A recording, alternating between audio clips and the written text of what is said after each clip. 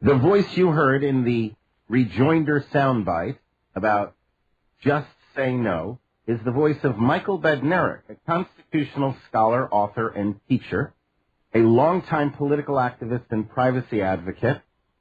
And he was a Libertarian candidate for the Texas House in 2002 and the Libertarian Party's nominee for president in 2004. He devotes his time to lighting the fires of liberty and standing for truth, justice, and freedom. And it's an absolute pleasure on the penultimate Global Freedom Report, the second to last of this incarnation, to welcome you back to the show. Michael, how are you?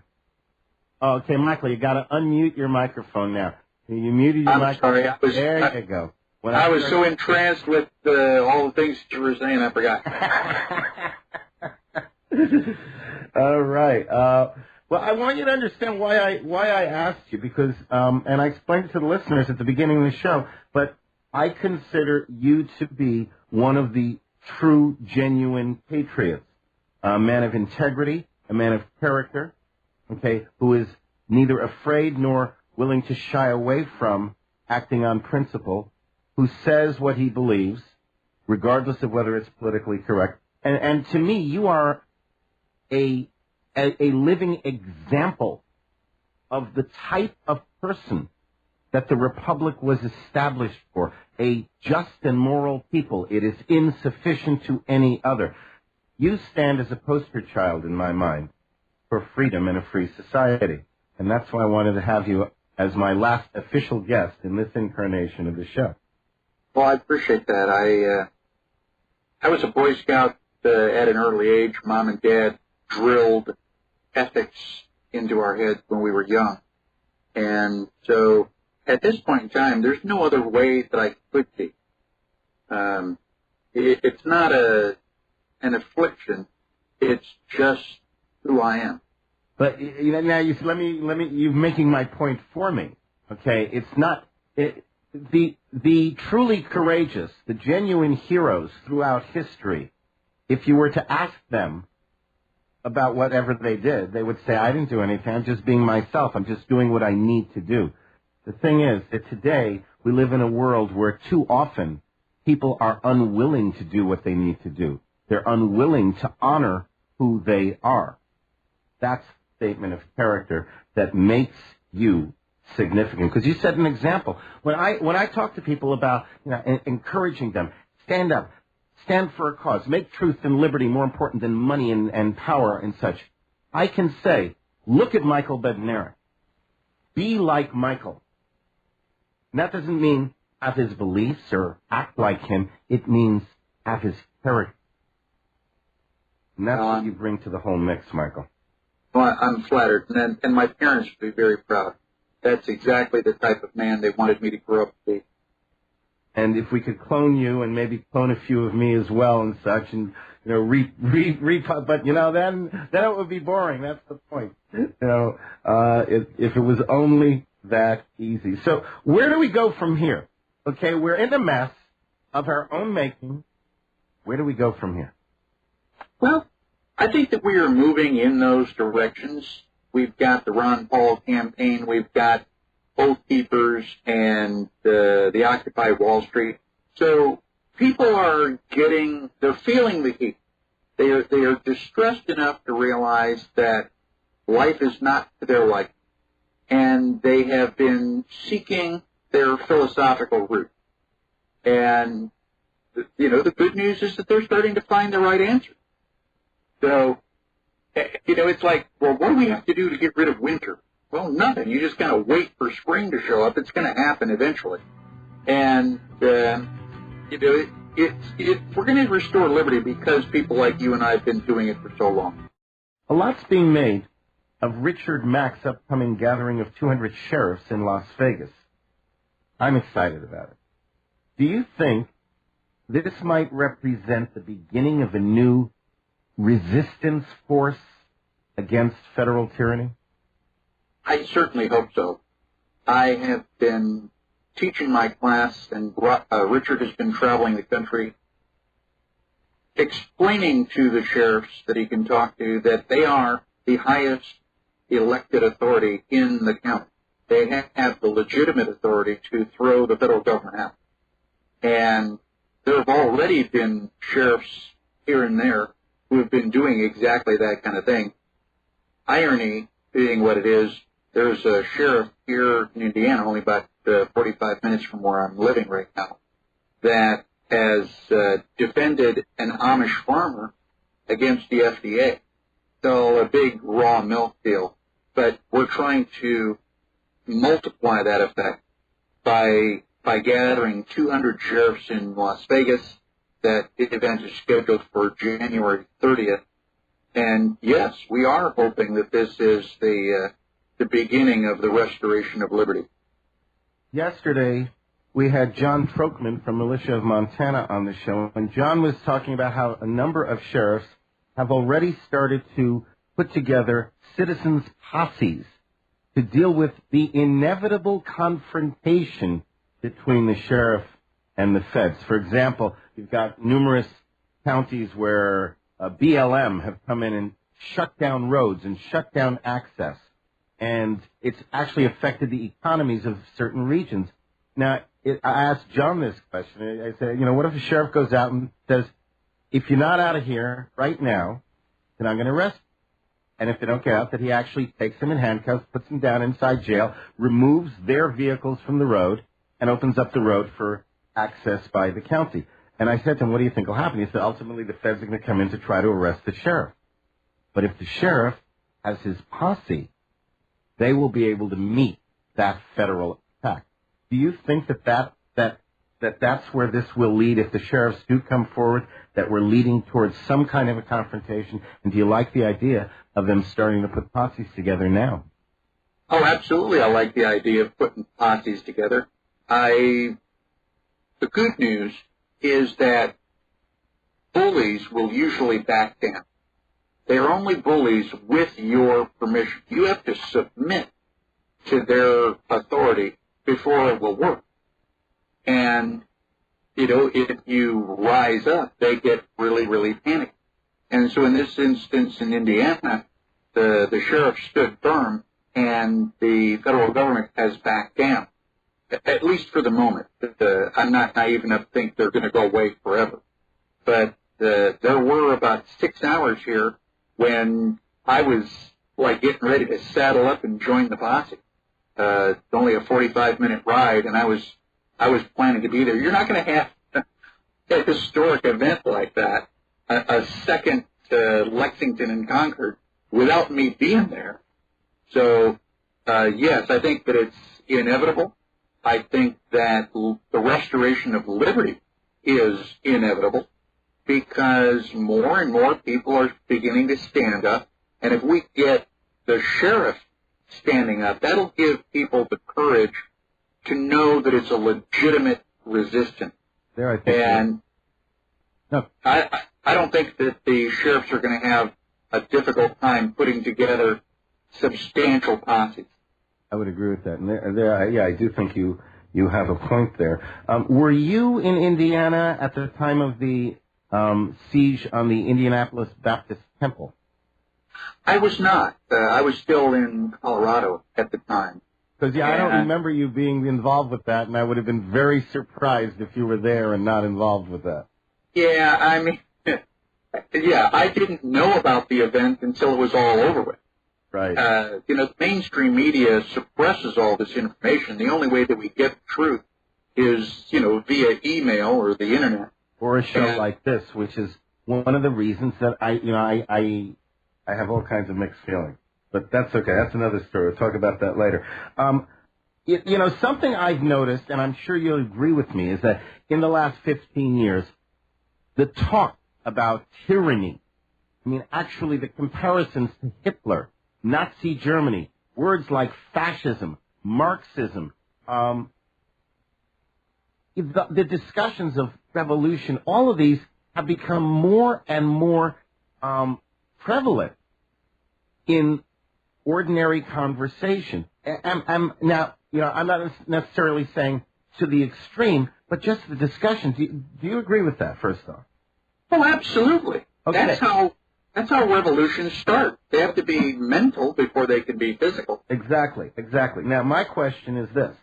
Do you think the time, from a societal standpoint, do you think the time for politically correct speech is past? Have we reached a point where the importance of candid acknowledgement of our situation has surpassed our collective desire to, in the words of Sergeant Schultz, know nothing, hear nothing, and see nothing? I do. I do. There are too many people out there who are aware of the truth. They're gathering courage day by day. And again, most people are not born leaders. They're not willing, even if they think it, they're not willing to say it. They're not willing to back it up unless people around them are doing it as well. And I've known for many, many years that I do serve as basically an example. You know, when I stand up and say, I will not submit,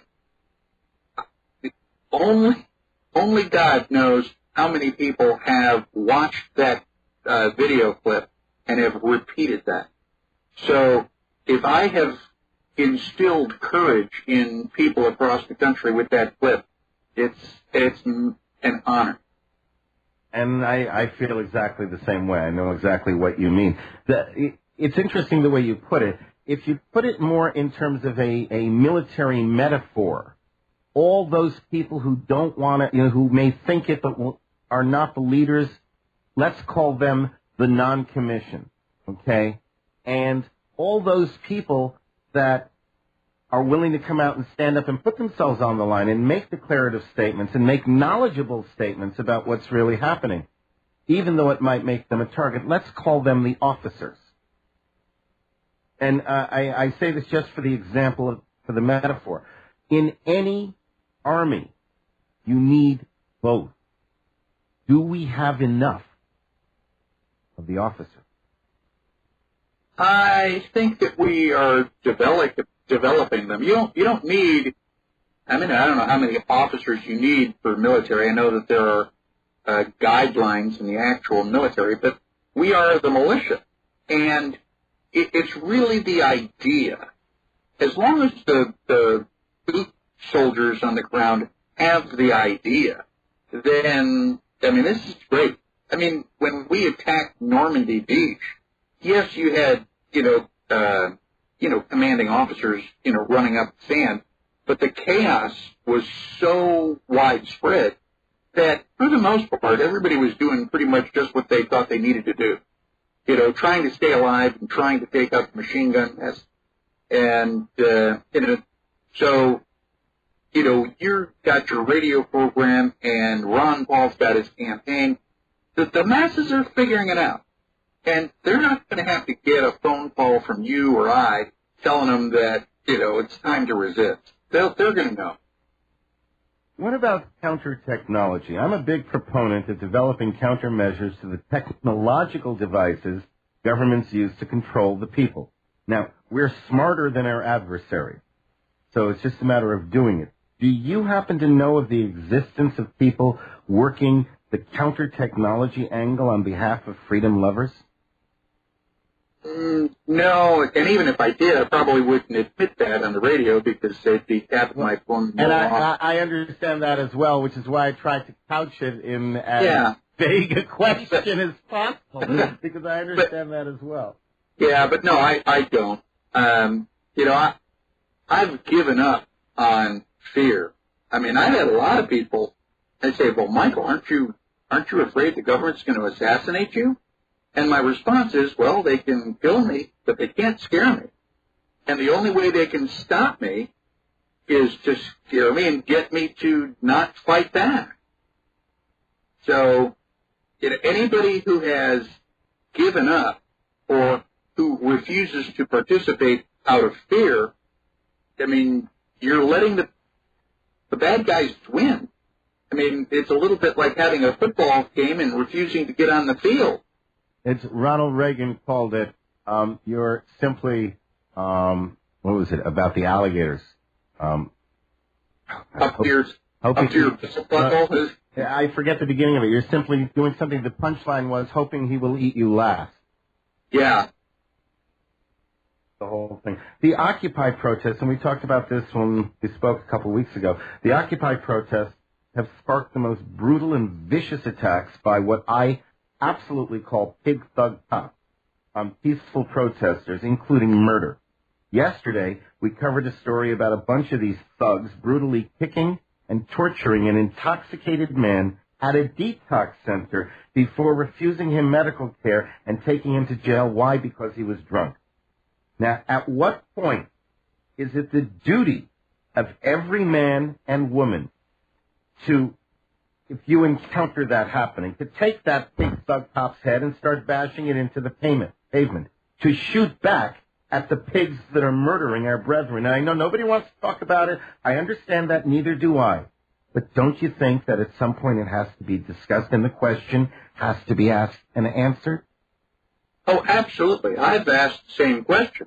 If you see, federal agents line people up along the wall on the sidewalk and shoot them dead on the street, I mean, is that going to be what it takes to get you to participate?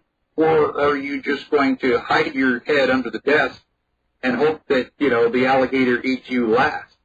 And I believe that Larkin Rose has recently written a book asking, I haven't seen the book, so I'm talking from conjecture. I think the actual title of the book is When to Shoot Police Officers, which absolutely is going to cause some concern and, especially among police officers. But you're right, it's a topic that we need to discuss. I mean, don't you think that the Jewish people should have said, well, gosh, when do you think that we should, resist Adolf Hitler? Yeah, well, that's exactly it. I mean, at least to discuss it. I mean, if the answer is we should never do it, at least let's discuss it. Let's talk about it. Maybe bring some awareness in there. Let's talk Ron Paul. And just yesterday the day before I had Bob Barr on, and I asked Bob about what he thought about Ron's candidacy. And it was a two-part question, and the second part, was do you think that he has a chance? And he didn't even hesitate. He said no. And we see this everywhere. We see people, of course we see the media. They try to come up with stories 20 years old to try and splash mud. 20 years ago, somebody without Ron Paul's knowledge or approval made racial statements, and they actually dug this commentary up that Ron never acknowledged and that he doesn't believe, and tried to paint him as a racist. What do you think about his candidacy? What do you think about his chances? And I'm not saying in an honest election. I'm saying in the environment in which we currently live. I'll be really honest. If you had asked me the same question 6 months ago, I would have been very careful, but I would have said, Ron Paul would never win. It's not his fault. The system is rigged. However, I've seen Ron Paul's numbers continue to surge. That the media has gone from ignoring him to slandering him. The more the media slanders him, the more devoted his followers are. We've gone beyond that tipping point. And Ron Paul, he was on Jay Leno just a week or so ago. He is making such great strides. There are so many people who are packing suitcases and going physically to Iowa. I'm honest. I think that I've changed my mind. I think that Ron Paul actually has a chance to win. Just overwhelming majority. I tend to agree because there's a human element, and he's been reaching lots and lots of people simply because the government has been squeezing tighter and tighter. More and more people are saying, I've had enough. And when they say I've had enough, what can I do? How do I push back? They start looking. And when they start looking and listening, and they hear all the same stuff from everybody else, and then Ron Paul is out there talking about freedom and free market, and sane economics. And they say, wait a moment. Those people who are looking are finding, and I think that's a logarithmic thing. I do believe there's actually a real chance. that he could win Iowa. I don't know that he'd be allowed to actually take office, but I'd like to believe that it could happen. Well, I've changed my mind. I was very honest saying that, he probably didn't have the backup to overcome the system. But things have been going on in his direction for so long that I'm taking another look at everything. And, wouldn't it be nice? Yes, it would be. Really? Wouldn't it be nice? Have you read Hope by Neil Smith and Aaron Zellman? I did quite some time ago. I know that I've read it. I know that it was Ron Paul as president, essentially. Yeah, that's right. That's right. If by a set of circumstances the former first lady gets into a car accident and there's whomever the other is, and he ends up and it was very entertaining. I remember that very well. It was. The character is apparently a professor at a college, and his students adore him, and this fluke accent happens. Yes, I do remember the dialogue now. The euro is about to collapse, so much so that banks have been warned in England and in Australia to prepare. British banks were given a 10-day warning last week. Australian banks were given a 7-day warning earlier this week. You can smell it. And there are going to be severe domino effects resulting from the euro's collapse. I suspect it will sweep like a tidal wave around much of the world. What do you think will happen in the fascist police states of America upon the collapse of the euro? And do you think whatever happens, it might be a strategic opportunity of some sort for freedom fighters? It will be an opportunity. Anytime there is hardship for some, there's opportunity for others. I have been predicting this economic collapse for 12 years now. The only thing I got wrong was the timing. Will the powers that be try to parlay this into an opportunity for more control? Well, of course. Will the people of America let it happen? I tend to doubt it. For the same reason that we've been talking about Ron Paul's chances, people are looking for answers. And in the past, the government has always come in and said, look, there's a problem. We're the government. We're going to solve it. And the people were happy with that. They were more than happy to let the government solve the problem.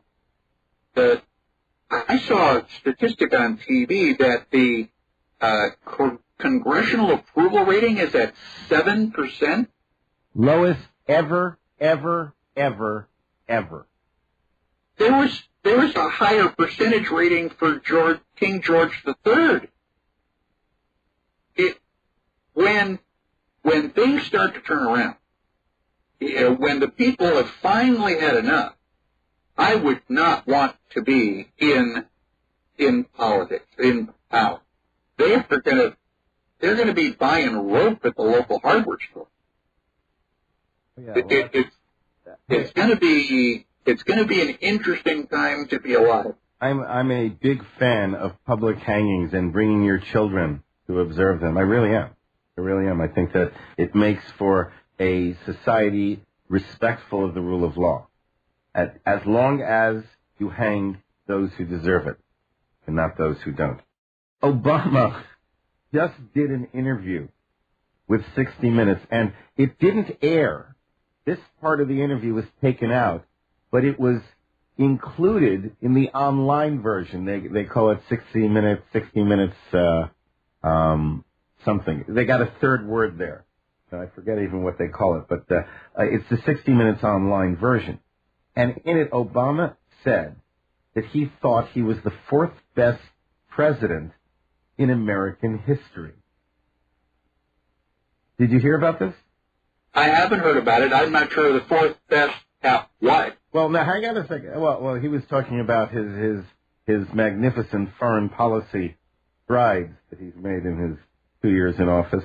He didn't explain what that meant, but that's not the point. I wanted to ask you, who do you think the three better presidents were in this man's praise-deluded excuse for a mind, if you had to guess? FDR, Abraham Lincoln, and LBJ. Wow! 3 out of 3. You got it. That's exactly right. That's exactly right. Well, it has to be. I mean, Obama is a socialist, and those are the 3 most socialist presidents I've ever known. Oh, I mean, if I was I thought you were, when you got the first two, I said, well, those are the 2 easy ones. Let's see if you'll actually get LBJ. And I'm impressed. I'm impressed. Yes. According to Obama, they're the only 3 who are better than he.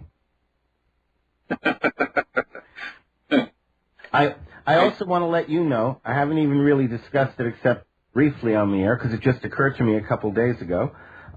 But I'm thinking about, in the near future, bringing the show back in a weekly format after a few months' break. What do you think of the idea?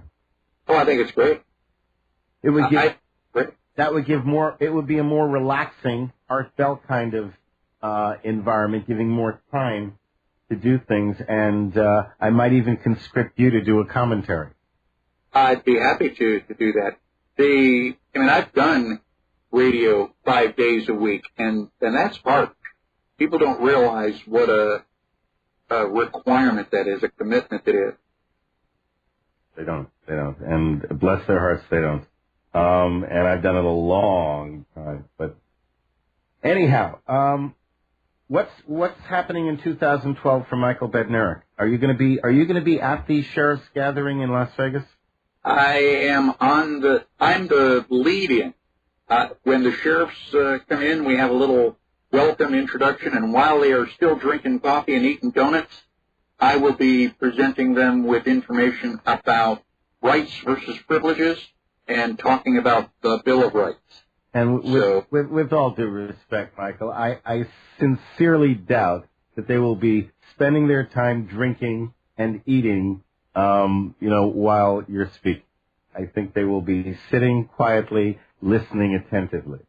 Yeah, well, I was trying to explain that it's going to be very early. I am first on the hit parade, and it just gets better throughout the day. Sheriff Mack will talk about his Supreme Court victory, highlighting the 10th Amendment, and we have several. We were talking earlier about sheriffs that have actually stood up and defended the people from, the IRS, the federal government, various. And so we have several examples of that, and they will be getting up to tell their stories to reinforce the ideology and principles that Sheriff Mack are going to outline early in the day. Excellent. That's fantastic. Michael, I want to thank you for spending a few extra minutes with us, and wish you and yours enjoy the holiday, and then have as much of a happy New Year as you possibly can, considering what's surrounding us. I certainly will. 2012 is our year. It's going to be the year of liberty. When historians write about it, they'll say that's the year that things turned around. That's when everything started to get better again. From your lips, my friend. I certainly hope so. Michael Badnarik, www.constitutionpreservation.org. God bless you, Michael. Thank you, Brent.